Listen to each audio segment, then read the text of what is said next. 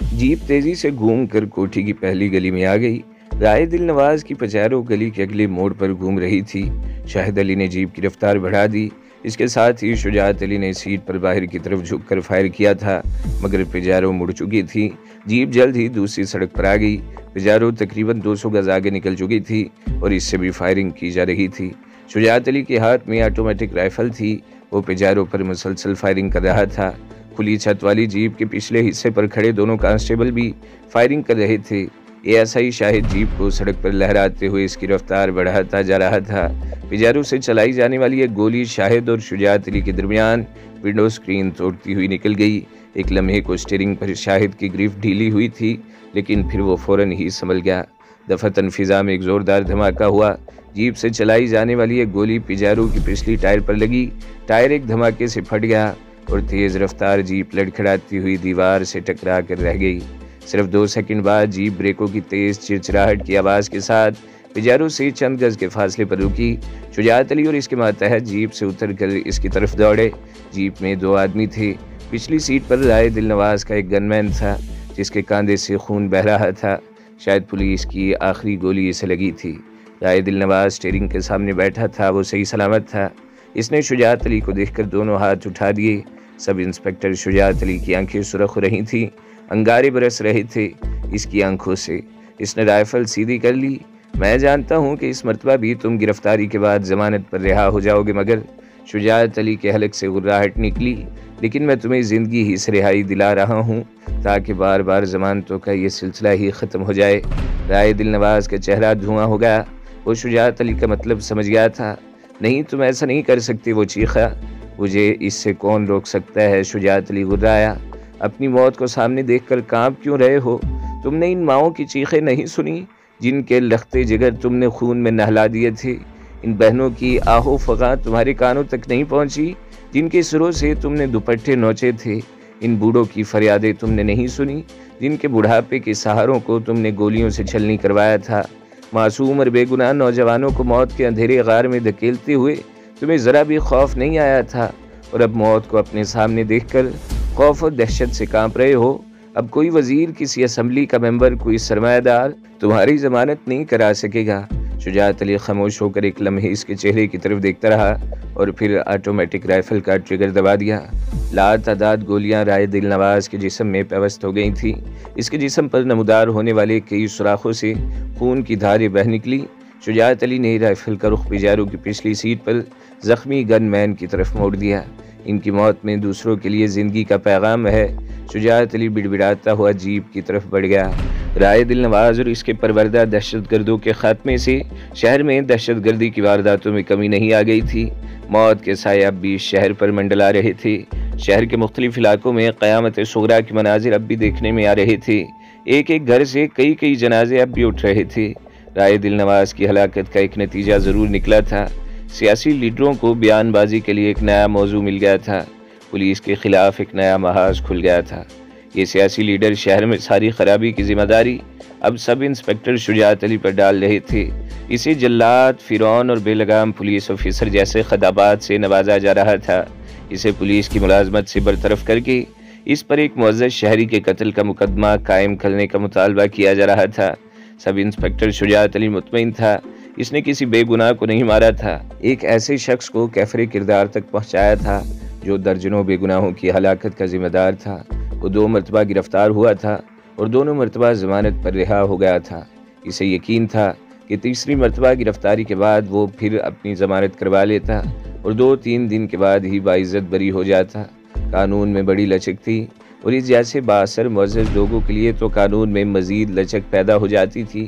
سب inspector شجاعت علی سیاسی لیڈروں کے دھواں دار بیانات کا مقابلہ کرتا رہا۔ اس نے اپنے افسران کو مطمئن کر دیا تھا کہ رائے دل نواز دہشت گردوں کے اس گروہ کا سرپرست تھا اور اپنے مذموم مقاصد کے لیے دہشت گردی کی وارداتیں کروا رہا تھا۔ رائے دل نواز کی کوٹھی سے اس کے فرار کے بعد 2 آدمی زندہ پکڑے گئے تھے۔ ان میں ایک زخمی ہوا تھا اور دوسرے نے اپنے آپ کو سرنڈر کر دیا تھا۔ ان دونوں نے دہشت گردی کی بہت سی وارداتوں کا اعتراف کیا۔ ان میں ایک وہ نوجوان تھا جس نے مسجد میں نمازیوں پر فائرنگ میں حصہ لیا تھا۔ یہ وہی نوجوان تھا جو فائرنگ سے 1 ہفتہ پہلے باقاعدگی سے مسجد میں آتا رہا تھا۔ شجاعت علی کے خیال میں اب وقت آ گیا تھا کہ رائے دل نواز کے بارے میں عوام کو حقائق سے آگاہ کیا جائے۔ چنانچہ ایس پی صاحب کے دفتر میں پریس کانفرنس کا اہتمام کیا گیا اور کوٹھی سے زندہ گرفتار ہونے والے دونوں دہشت گردوں کو بھی پریس کے نمائندوں کے سامنے پیش کر دیا گیا۔ شجاعت علی اب ایک متنازع بے لگام پولیس آفیسر مشہور ہو چکا تھا۔ اپنے محکمے کے اندر اب اسے پہلے سے زیادہ مخالفت کا سامنا تھا، لیکن وہ جو کچھ بھی کر رہا تھا قانون کی بالادستی کے لیے اور قانون کے دائرے میں رہ کر کر رہا تھا۔ یہی وجہ تھی کہ اب تک کسی کو اس پر گرفت کا موقع نہیں مل سکا تھا۔ دوسری طرف محکمے کے باہر بھی اس کے دشمنوں کی تعداد میں اضافہ ہو رہا تھا۔ رائے دل نواز والے واقعے کے چند روز بعد اس پر ایک بار پھر قاتلانہ حملہ ہوا تھا اور اس بار بھی وہ بال بچا تھا۔ اس روز شام 8 بجے وہ پولیس اسٹیشن میں اپنے دفتر میں بیٹھا سب انسپکٹر امین، ASI شاہد اور شاہد کے ایک دوست ساجد سے باتیں کر رہا تھا۔ ساجد کچھ دیر پہلے ہی آیا تھا، چائے کا دور چل رہا تھا اور گپ شپ ہو رہی تھی۔ آج کئی روز بعد انہیں اس طرح فرصت میں بیٹھنے کا موقع ملا تھا۔ شجاعت علی ساجد کی طرف دیکھتے ہوئے کچھ کہہ رہا تھا کہ فون کی گھنٹی بجی۔ ASI شاہد فون کے زیادہ قریب تھا، اس نے ہاتھ بڑھا کر ریسیور اٹھا لیا۔ یس پولیس اسٹیشن، وہ ماؤتھ پیس میں بولا۔ چند لمحے دوسری طرف کی بات سنتا رہا، پھر ریسیور شجاعت علی کی طرف بڑھا دیا۔ آپ کے گھر سے کال ہے۔ ہاں شجاعت علی بول رہا ہوں، شجاعت علی نے ریسیور لیتے ہوئے کہا، لیکن دوسری طرف کی آواز سنتے ہی چونک گیا اور کنکھیوں سے شاہد کی طرف دیکھنے لگا۔ شبینہ بول رہی ہوں، تمہارے لیے ایک اہم اطلاع ہے۔ او میں تو سوچ رہا تھا کہ تم کسی ریسٹورنٹ میں میری دعوت کرنے والی ہو۔ بہرحال کہو کیا معاملہ ہے؟ شجاعت علی نے کہا۔ ٹھیک 9 بجے تمہارے علاقے میں کراچی کے 2 سب سے بڑے منشیات اور اسلحہ فروشوں میں ایک معاہدہ ہونے والا ہے۔ یہ تمہارے لیے بہترین موقع ہے، شبینہ نے کہا۔ وہ کون ہے؟ یہ ملاقات کہاں پر ہونے والی ہے؟ شجاعت علی نے پوچھا۔ نوری خالد اور ہیروئن کا سب سے بڑا اسمگلر پرنس، شبینہ نے جواب دیا۔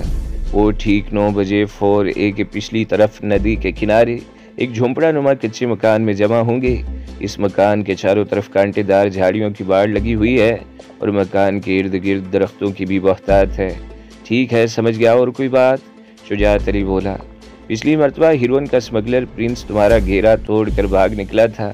مجھے یقین ہے کہ اس مرتبہ تم اسے ایسا کوئی موقع نہیں دو گے، شبینہ نے کہا۔ مطمئن رہو، اب ایسا نہیں ہوگا، شجاعت علی نے کہا۔ اچھا، خدا حافظ، شبینہ نے کہتے ہوئے فون بند کر دیا۔ شجاعت علی ابھی تک ریسیور کان سے لگائے ہوئے تھا۔ دفتن کھنک کی ایک اور آواز سن کر وہ چونک گیا۔ اس نے ریسیور رکھ دیا اور دوسروں سے معذرت کرتے ہوئے دفتر سے نکل کر باہر آ گیا۔ اس ٹیلی فون کی ایک ایکسٹینشن دوسرے کمرے میں بھی تھی۔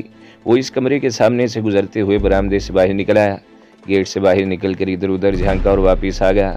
دوسرے کمرے کے سامنے سے گزرتے ہوئے اس نے کنکھیوں سے کمرے میں دیکھا تھا۔ ٹیلی فون والی میز پر ASI روشن خان بیٹھا ہوا تھا۔ شجاعت علی اپنے دفتر میں واپس آ گیا۔ اس کی توقع کے عین مطابق 5 منٹ بعد ASI روشن خان اس کے کمرے میں داخل ہوا۔ کیا بات ہے؟ تمہارے چہرے پر 12 کیوں بج رہے ہیں؟ شجاعت علی نے پوچھا۔ میرے پیٹ میں تکلیف ہو رہی ہے سر، میں گھر جانا چاہتا ہوں، روشن خان نے کہا۔ ٹھیک ہے جاؤ، شجاعت علی نے کہا۔ ASI روشن خان ایک اور کمرے میں آ گیا۔ یہاں اس نے یونیفارم اتار کر سادہ لباس پہنا اور تھانے سے نکل گیا۔ جب سے پولیس پر حملے ہونا شروع ہوئے تھے، پولیس اہلکار محتاط ہو گئے تھے۔ وہ سادہ لباس میں گھر سے آتے، تھانے میں آ کر یونیفارم پہن لیتے اور ڈیوٹی ختم ہونے کے بعد گھر جاتے ہوئے پھر سادہ لباس پہن لیتے۔ وہ جیسے ہی تھانے سے نکلا، شجاعت علی ایک بار پھر اپنے کمرے سے باہر آ گیا۔ اس نے ایک سادہ لباس کانسٹیبل کو بلا کر سرگوشی میں کچھ کہا۔ سادہ لباس کانسٹیبل تیزی سے باہر چلا گیا۔ امین، شجاعت علی نے کمرے میں آ کر سب انسپکٹر امین کی طرف دیکھا۔ آدھے گھنٹے کے اندر اندر ریڈ کے لیے پارٹی تیار کرو۔ اگرچہ کسی کامیابی کی امید نہیں، مگر 1% توقع کی جا سکتی ہے۔ ریڈ کہاں کرنا ہے، کس کی اطلاع ہے؟ امین نے چونک کر اس کی طرف دیکھا۔ یہ فون کال میرے گھر سے نہیں تھی، مقبل نے ایک اہم اطلاع دی ہے۔ بلاک 4A کے پچھلی طرف ایک کچا مکان، 6 مسلح کانسٹیبل کافی ہو گئے۔ شاہد تم بھی چلو، ہری اب، شجاعت علی نے کہا۔ سب انسپکٹر امین اور ASI شاہد فوراً ہی کمرے سے نکل گئے۔ آدھے گھنٹے میں چھاپا مار پارٹی تیار ہو گئی، وہ روانہ ہونے ہی والے تھے کہ سادہ لباس کانسٹیبل واپس آ گیا۔ وہ کچھ دیر تک شجاعت علی سے سرگوشیاں کرتا رہا، پھر شجاعت علی امین اور شاہد کے ساتھ جیپ میں سوار ہو گیا۔ جیپ کے حرکت میں آتے ہی مسلح کانسٹیبلوں کی موبائل بھی ان کے پیچھے چل پڑی۔ ان کا رخ بلاک 4A کی طرف تھا۔ پرنس جمشید جب بلاک 4A میں واقع ایک پرائیویٹ اسکول کی عمارت کے سامنے ٹیکسی سے اترا تو 9 بجنے میں 15 منٹ تھے۔ ٹیکسی کا کرایہ ادا کرنے کے بعد وہ سامنے والی گلی میں داخل ہو گیا۔ رات کا ابتدائی حصہ تھا۔ اس وقت عام طور پر بچے اپنے گھروں کے سامنے گلیوں میں کھیلتے ہوئے نظر آیا کرتے تھے۔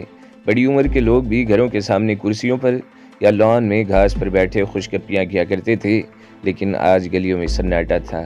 نہ کسی گلی میں بچے کھیلتے ہوئے دکھائی دے رہے تھے اور نہ ہی گھروں کے سامنے کرسیوں پر بیٹھ کر باتوں میں وقت گزارنے والے بزرگ نظر آ رہے تھے۔ سب لوگ اپنے اپنے گھروں میں بند تھے۔ کئی ماہ سے جاری دہشت گردی کی وارداتوں نے شہر کی رونقوں کو نگل لیا تھا۔ پرنس مختلف گلیوں سے ہوتا ہوا اس جگہ پہنچ گیا جہاں بنگلے ختم ہو گئے تھے۔ سب سے آخری رو میں تھوڑے تھوڑے فاصلے پر 2-3 بنگلے زیر تعمیر تھے اور ان سے آگے چھوٹی چھوٹی جھاڑیوں کا سلسلہ شروع ہو جاتا تھا جو گندے نالے تک چلا گیا تھا۔ گندے نالے، جسے عام طور پر ندی کہا جاتا ہے، ذرا پہلے درختوں کے جھنڈ میں وہ کچا مکان تھا جہاں پرنس کو جانا تھا۔ اس مکان کے چاروں طرف خاصی وسیع اور اس جگہ چھوڑ کر خشک کانٹے دار جھاڑیوں کی اونچی باڑ تھی۔ آمدرفت کے لیے کچھ جگہ چھوڑ دی گئی تھی۔ وہ مکان کچا تھا لیکن وہاں تک بجلی کی لائن موجود تھی۔ مکان کی ایک کھڑکی سے ٹیوب لائٹ کی روشنی جھلکتی ہوئی دکھائی دے رہی تھی۔ پرنس آخر میں واقع زیر تعمیر بنگلے کے قریب ایک لمحے کو رکا اور مکان کی طرف دیکھنے لگا۔ مکان میں بظاہر کسی قسم کی سرگرمی دکھائی نہیں دے رہی تھی، لیکن روشنی کسی کی موجودگی کا پتہ دے رہی تھی۔ اس نے پتلون کی دائیں جیب پر ہاتھ پھیر کر پستول کی موجودگی کا احساس کیا۔ اس کی پچھلی جیب میں موٹر سائیکل کا کلچ وائر بھی موجود تھا۔ یہ اس کا خاص ہتھیار تھا اور اس نے ہمیشہ اس کا ساتھ دیا تھا۔ وہ چند لمحے وہاں کھڑا رہا، پھر نپے تلے قدم اٹھاتا ہوا مکان کی طرف بڑھنے لگا۔ اس مکان میں اس کی ملاقات ہیروئن اور اسلحے کے سب سے بڑے اسمگلر نوری خالد سے ہونے والی تھی۔ گزشتہ دنوں پے در پے اس کے ساتھ کچھ ایسے واقعات پیش آئے تھے کہ وہ بری طرح بدحواس ہو کر رہ گیا تھا۔ ابھی چند روز پہلے ہی وہ بنگالی پاڑا میں پولیس کے ہاتھوں مرتے مرتے بچا تھا۔ البتہ عبدالودود جس کے گھر میں وہ پناہ لیے ہوئے تھا مارا گیا تھا۔ پرنس اچھی طرح جانتا تھا کہ اس کے خلاف ہونے والی ان کارروائیوں کے پیچھے نوری خالد کا ہاتھ تھا۔ یوں لگتا تھا جیسے نوری خالد اس کے تمام ٹھکانوں سے واقف ہو چکا ہو۔ وہ اسے کہیں بھی ٹکنے نہیں دے رہا تھا۔ وہ جہاں بھی پناہ لیتا پولیس ریڈ کر دیتی۔ کچھ عرصہ پہلے تک نوری خالد اس کا بہترین دوست تھا۔ وہ اس سے مال لیا کرتا تھا، لاکھوں کی ڈیل ہوا کرتی تھی، لیکن پھر ان میں کسی بات پر اختلاف پیدا ہو گیا تھا۔ پرنس پشاور کی پارٹیوں سے براہ راست مال منگواتا تھا۔ اس نے نوری خالد کے آدھے سے زیادہ گاہک اپنے قبضے میں کر لیے تھے۔ اس طرح نوری خالد اس کا بدترین دشمن بن گیا۔ وہ دونوں ایک دوسرے کو نقصان پہنچانے کے لیے موقع کی تاک میں لگے رہتے، لیکن ادھر چند ہفتوں سے نوری خالد کا رویہ بدل گیا تھا۔ وہ اسے مسلسل پیغام بھیج رہا تھا کہ ایک دوسرے کی دشمنی چھوڑ دیں اور مل کر کام کریں، مگر پرنس نہیں مانا تھا، جس کا نتیجہ یہ ہوا کہ نوری خالد اس کے پیچھے لگ گیا۔ وہ جہاں بھی جاتا پولیس ہلہ بول دیتی۔ ظاہر ہے پولیس کو اس کے بارے میں اطلاعات نوری خالد ہی فراہم کر رہا تھا، لیکن اسے حیرت اس بات کی تھی کہ نوری خالد کو اس کے خفیہ ٹھکانوں کا پتہ کیسے چلتا ہے۔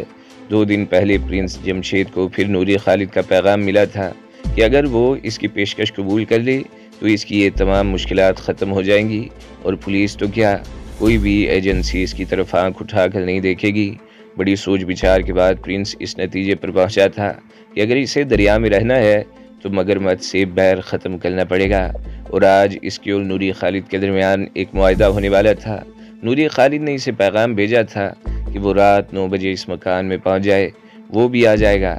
اس کی ملاقات کے بعد دوستی کے ایک نئے سفر کا آغاز ہوگا۔ پرنس اس مکان کے بارے میں پہلے بھی جانتا تھا، اس لیے اسے مکان تلاش کرنے کے لیے ادھر ادھر بھٹکنا نہیں پڑا۔ وہ جھاڑیوں کے درمیان سے راستے سے گزرتا ہوا مکان کے قریب پہنچ گیا۔ اسے ایک شبہ یہ بھی تھا کہ اس کے ساتھ دھوکہ نہ ہو، اس لیے وہ اپنی تیاری مکمل کر کے آیا تھا۔ دلبر جان، اس نے ایک جگہ رک کر کسی کا نام لے کر پکارا۔ اس کی آواز سرگوشی سے زیادہ بلند نہیں تھی۔ کون ہے، کدھر ہو بھائی؟ چند سیکنڈز بعد ہی دائیں طرف سے ایک اور آواز ابھری۔ میں ہوں پرنس، اس نے جواب دیا۔ تو ادھر کیوں کھڑا ہے؟ آگے آ جانا، پہلی دفعہ آیا ہے کیا؟ دلبر جان نے کہا۔ پرنس آگے بڑھ گیا۔ دلبر جان ایک ادھیڑ عمر آدمی تھا۔ اس کی صورت پر پھٹکار برس رہی تھی۔ وہ پرنس کو لے کر کمرے میں آ گیا۔ کمرے میں سرخ رنگ کی موٹی دری بچھی ہوئی تھی، 2-3 کشن بھی پڑے تھے۔ ایک کونے میں دیوار کے قریب دری کچھ ابری ہوئی تھی۔ دری کے ابھار کا انداز دیکھ کر پرنس کو سمجھنے میں دیر نہیں لگی کہ اس کے نیچے کوئی رائفل رکھی ہوئی ہے۔ نوری خالد ابھی نہیں آیا؟ پرنس نے ادھر ادھر دیکھتے ہوئے دلبر جان سے کہا، شام کو مجھے پیغام ملا تھا کہ وہ لوگ 9:15 بجے آئیں گے، تمہارے بارے میں بھی بتا دیا تھا۔ دلبر جان نے کہا، تم بیٹھو میں چائے لے کر آتا ہوں، سلیمانی چائے بنایا ہے میں نے، دودھ لینے کے لیے تو دور جانا پڑتا ہے۔ دلبر جان دوسرے کمرے میں چلا گیا۔ کچھ دیر بعد وہ ایلومینیم کی کیتلی اور 2 پیالیاں لے کر آ گیا۔ کیتلی دھوئیں سے بالکل سیاہ ہو رہی تھی۔ پرنس ایک کشن سے ٹیک لگا کر دری پر بیٹھ گیا۔ دلبر جان نے پیالیوں میں چائے انڈیل کر ایک پیالی اس کی طرف بڑھا دی۔ پرنس نے اس وقت تک پیالی نہیں اٹھائی جب تک دلبر نے اپنی پیالی سے 2-3 گھونٹ نہیں بھر لیے تھے۔ وہ ابھی چائے پی رہے تھے کہ باہر کچھ فاصلے پر کسی گاڑی کے رکنے کی آواز سنائی دی۔ پرنس گاڑی کی آواز سن کر چونکا تھا۔ پولیس موبائل کے انجن کی آواز صاف پہچانی جا سکتی تھی۔ شاید وہ لوگ آ گیا ہے، دلبر جان پیالی دری پر رکھتے ہوئے بولا۔ لیکن یہ آواز تو پولیس موبائل کی ہے، پرنس بولا۔ نہیں، ایک دن میں بھی دھوکہ کھا گیا تھا، دلبر جان بولا۔ صاحب آج کل بڑی مرسیڈیز استعمال کر رہا ہے، اس کی آواز بھی ایسی ہی ہے، میں دیکھتا ہوں۔ دلبر جان باہر نکل گیا، لیکن اس کی واپسی میں چند منٹ سے زیادہ نہیں لگے۔ وہ بری طرح بدحواس ہو رہا تھا۔ پولیس، وہ پرنس کی طرف دیکھتے ہوئے بولا۔ پولیس مکان کو گھیرے میں لے رہی ہے۔ پرنس اچھل کر کھڑا ہو گیا۔ اس نے بڑی پھرتی سے جیب سے پستول نکال لیا تھا۔ دلبر جان نے بھی لپک کر دری کا کونا اٹھایا اور کلاشنکوف نکال لی۔ اس کے ساتھ ہی اس نے سیٹی بجا دی۔ دھوکہ پرنس کے دماغ میں دھماکے سے ہو رہے تھے۔ وہ کمرے سے نکل کر باڑ کی طرف دوڑا۔ اسی لمحے ایک گونجتی ہوئی آواز سنائی دی، تم لوگ اپنے آپ کو ہمارے حوالے کر دو، پولیس نے اس مکان کو چاروں طرف سے گھیرے میں لے رکھا ہے۔ جواب میں دلبر جان نے فائر کھول دیا۔ پولیس کی طرف سے بھی جوابی کارروائی شروع ہو گئی۔ فائرنگ سے پرنس نے اندازہ لگا لیا کہ اس مکان کو واقعی چاروں طرف سے گھیرا جا چکا ہے۔ گولیاں چاروں طرف سے آ رہی تھیں۔ وہ سینے کے بل درختوں میں رینگتا ہوا مکان کی پچھلی طرف بڑھنے لگا۔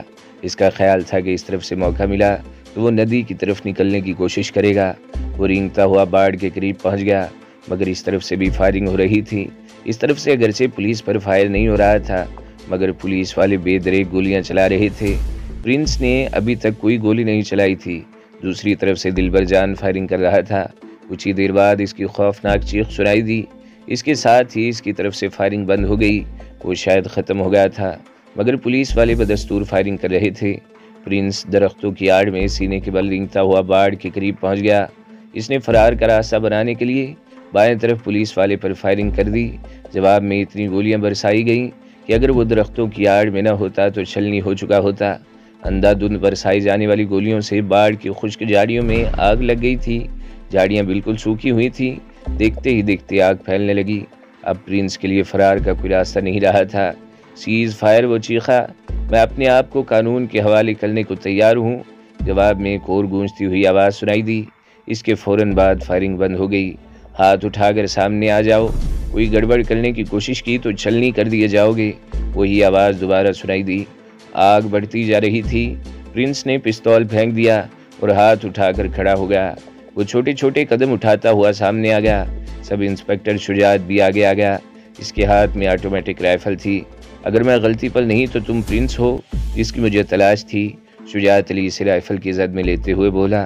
اس رات بنگالی پہاڑی سے تو تم بھاگ گئے تھے، لیکن آج تو تم پھنس گئے ہو۔ اگر میرے ساتھ دھوکہ نہ ہوتا تو تمہارے فرشتے بھی مجھ تک نہیں پہنچ سکتے تھے، پرنس نے جواب دیا۔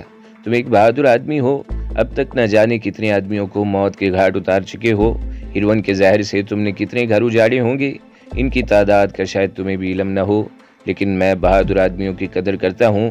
میں تمہیں ایک موقع دے رہا ہوں، بھاگ سکتے ہو تو بھاگ جاؤ۔ میں وعدہ کرتا ہوں کہ میرا کوئی آدمی تم پر گولی نہیں چلائے گا۔ میں 3 تک گنوں گا، 1، اور اس کے بعد تم مجھے اعلی کار بنا کر اپنا بینک بیلنس بڑھانے کی کوشش کرو گے۔ پولیس کے انہی جھانسوں نے تو مجھے ہیروئن کا پرنس بنایا ہے۔ پرنس نے اسے گھورا۔ 2، شجاعت علی بولا۔ اس کے ساتھی حیران تھے کہ وہ کیا کر رہا ہے، پرنس جیسے شخص کو بھاگنے کا موقع کیوں دے رہا ہے۔ پرنس بھی اس کی سنجیدگی پر حیران ہوئے بغیر نہیں رہ سکا۔ وہ شجاعت علی کو اچھی طرح پہچانتا تھا۔ وہ ایک فرض شناس آفیسر تھا۔ جرائم پیشہ لوگ اس کا نام سن کر کانپتے تھے، لیکن وہ اسے بھاگنے کا موقع کیوں دے رہا تھا۔ وہ الٹے قدموں آہستہ آہستہ پیچھے ہٹنے لگا۔ 3، شجاعت علی چیخا۔ پرنس مڑ کر دوڑا۔ وہ 6 قدم سے زیادہ نہیں دور جا سکا تھا کہ فضا فائرنگ کی آواز سے گونج اٹھی۔ شجاعت علی کی رائفل سے نکلنے والی گولیوں نے پرنس کا جسم چھلنی کر دیا تھا۔ وہ لڑکھڑا کر منہ کے بل گرا۔ دھوکا، اس کے منہ سے بڑی مشکل سے یہ لفظ نکلا اور وہ ختم ہو گیا۔ تو دوستو، اگلی قسط سننے کے لیے ہمارے چینل کو ضرور سبسکرائب کریں، ویڈیو کو لائک کریں اور بیل کے آئیکن پر بھی کلک کر دیں تاکہ ہر جو آنے والی ویڈیوز ہیں وہ آپ کو سب سے پہلے ملتی رہیں۔